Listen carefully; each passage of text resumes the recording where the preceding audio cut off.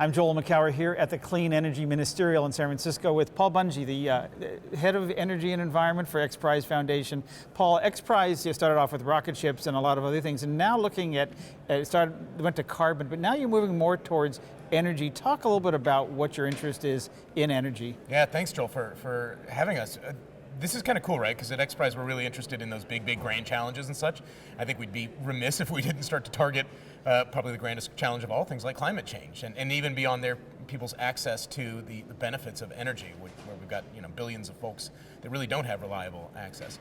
So X Prize really has gone all in on how it is that we can start to tackle some of these challenges.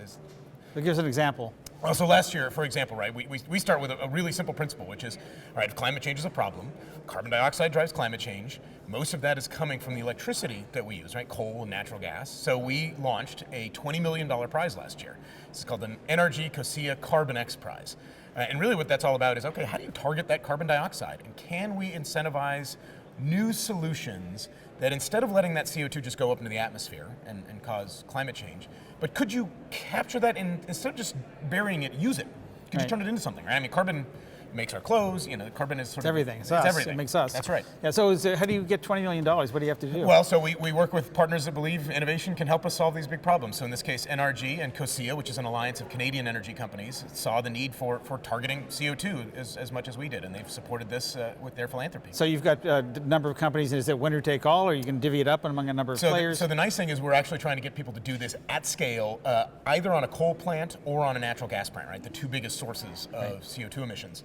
And two teams will win, or it could be one team that is really great at both coal and natural gas. But they're going to have to do this beginning in about 2 years. They're going to have to start building these solutions at power plants, actually showing that they can take carbon dioxide out and turn it into a product. Right. And again, does one company get 20 million, or how do you do? So we divvy up, with 2 grand prizes in there. Actually, the great thing is there's 2 grand prizes for coal and natural gas, one each. But also the 10 finalists, because we know there's going to be lots of different innovations. The 10 finalists will each get a milestone prize of $500,000. Yeah. We're looking to just accelerate and deploy as fast as we can. And of course, that money is just the seed money that then they go out and do a lot of things with. So where do you go next with energy? Because there's a lot of other things you've got on your plate here. Yeah, no, you're absolutely right. I mean, we're developing actively a prize for off-grid populations. How do we connect the billion people that don't have access to electricity, or the billions more that have unreliable access to electricity? What new business models, technologies exist? We're looking at revolutionary battery storage, right? Can you get electric airplanes in the next few years by transforming energy density of these things?